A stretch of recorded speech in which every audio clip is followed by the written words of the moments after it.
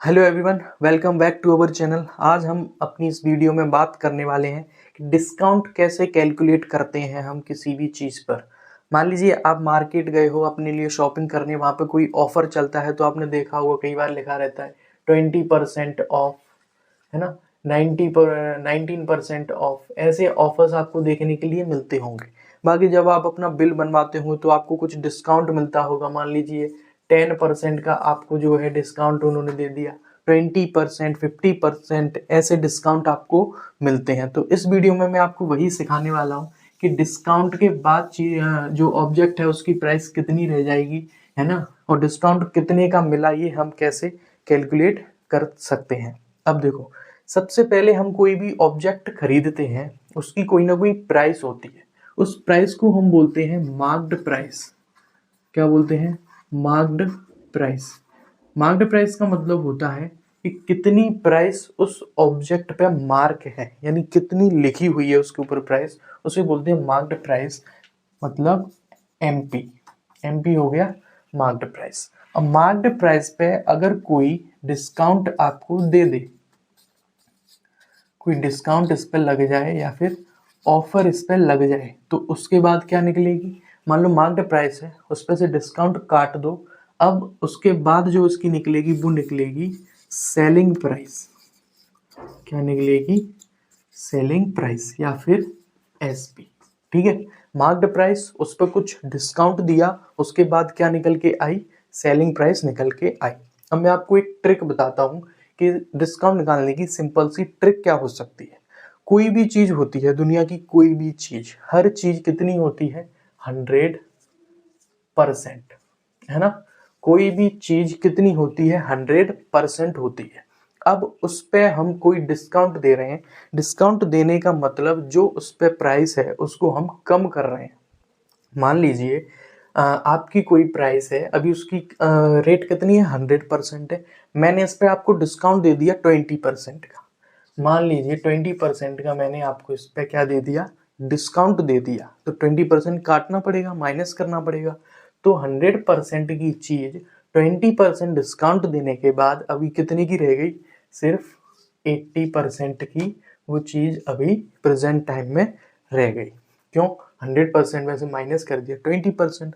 मान लीजिए अगर आप 100 में से माइनस कर देते 30%, तो वो चीज कितने की रह जाती? टोटल कितनी थी? 100। डिस्काउंट कितने का दे दिया? 30 का। बची कितनी? 70%, है ना। तो ऐसे हम देखते हैं। यही सेम कॉन्सेप्ट प्रॉफिट लॉस में लगता है। मान लीजिए 30% का प्रॉफिट हुआ। कोई भी चीज कितनी होती है? 100%। प्रॉफिट हुआ, अगर प्रॉफिट हुआ किसी चीज पर तो हम प्लस करेंगे, लॉस हुआ किसी चीज पर तो हम माइनस करेंगे। मान लीजिए मुझे प्रॉफिट हुआ 20% का इस पे, तो 100 तो पहले से ही थी, 20 का और प्रॉफिट हो गया, मतलब टोटल कितनी हो गई? 120%।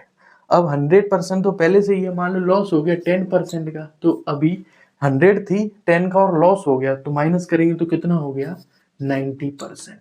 ठीक है, तो ऐसे होता है। सेम यही चीज डिस्काउंट में लगती है। कोई भी चीज 100% है, उसमें से माइनस करना है आपको, और आपके सामने जो बचा कुचा डिस्काउंट है, वो बची कुची जो मार्क्ड प्राइस है वो आपके सामने आ जाएगी। जल्दी से मैं आपको एक एग्जांपल देके बता देता हूँ। ठीक है, 3 चीजें रहेंगी बेसिकली इसमें। एक एमपी, और एक कितना डिस्काउंट दिया जा रहा है, और उसके बाद कितनी इसकी सेलिंग प्राइस है। मान लीजिए कोई ऑब्जेक्ट आप मार्केट में खरीदने गए, इसकी मार्क्ड प्राइस है वो है 1000 रुपीज। ठीक है, 1000 रुपीज इसकी मार्क्ड प्राइस है। मान लीजिए डिस्काउंट जो चल रहा है वो चल रहा है 15%। अब इस पे डिस्काउंट कितना चलेगा? 15%। उसके बाद आपको बताना है कि ऑब्जेक्ट है कितने का।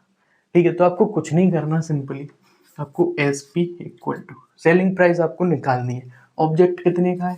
1000 का, है ना। 1000 का ऑब्जेक्ट है। 1000 अभी कितना है? 100% है। किसी भी ऑब्जेक्ट की 100% होती है। ठीक है, डिस्काउंट आपको कितने का मिला? 15% का। तो 100% में से 15% अभी क्या करेंगे? माइनस। तो माइनस कर दो। माइनस करने के बाद 100 में से 15 तो गया ही डिस्काउंट में, बचा कितना? 85%। यानी कुल मिला के आपको 1000 की कितनी निकालनी है यहाँ पे? 85% अपॉन 100। अब यहाँ पे मान लो डिस्काउंट कुछ भी हो सकता है। मान लेते हैं 19% का डिस्काउंट हो सकता है यहाँ पे। अगर यहाँ पे 19 होता, मान लीजिए 19% डिस्काउंट अगर मिलता तो हमें ये चीज़ 81 की पड़ जाती है ना, 81 की पड़ती, 81% की पड़ती, तो हम यहाँ 85 का मल्टीप्लाई नहीं करते, फिर हम यहाँ पे 81 का मल्टीप्लाई करते। मान लीजिए डिस्काउंट मिलता हमें, कुछ ऐसा मिलता जो थोड़ा कैलकुलेट करने में मुश्किल होता है, जैसे हमें डिस्काउंट मिल गया यहाँ 17% का, ठीक है, 17% का डिस्काउंट मिल गया। अब उसके बाद हम यहाँ कितना माइनस करते, 17% माइनस करते, 17% 100 में से माइनस करते तो हमारे पास इसकी परसेंट कितनी बचती थी, 83% बचती इसकी, तो हम यहाँ 83 का मल्टीप्लाई करते, ठीक है। तो ऐसे करेंगे, देखिए 0 से तो 0 कट गया, उसके बाद 10 का मल्टीप्लाई 85 में करेंगे तो 850 रुपीज़, है ना। यानी 1000 की चीज़ 15% डिस्काउंट देने के बाद कितने की हो गई, 850 की। अब देखो एक चीज़ और बताता हूँ मैं आपको, ये तो रहा सवाल, कि सवाल है तो आपको वो कैलकुलेट करना ही पड़ेगा। लेकिन मान लीजिए कुछ ऐसा सवाल आ गया कि आपको रेट थोड़ी अजीब सी दी है, जैसे आपको यहाँ पर रेट दी है 989 रुपीज़, मान लीजिए ऐसी रेट आपको दी हुई है, और डिस्काउंट आपको यहाँ पे निकालना है कुछ 19% का। अब आपसे पूछा है सेलिंग प्राइस निकालो, तो देखो अगर हम अपने क्वेश्चन का आंसर देने के लिए करेंगे तो ये पूरा ही करना पड़ेगा, है ना, पॉइंटों में आपको निकालना पड़ेगा। लेकिन अगर हम मार्केट गए हैं, थोड़ा सा जल्दबाजी में हमको कैलकुलेट करना है कि लगभग ये चीज़ इतने की होगी, तो फिर हम कैसे कर सकते हैं, देखो 989 लगभग किसके बराबर है, लगभग 1000 के ही बराबर है ना।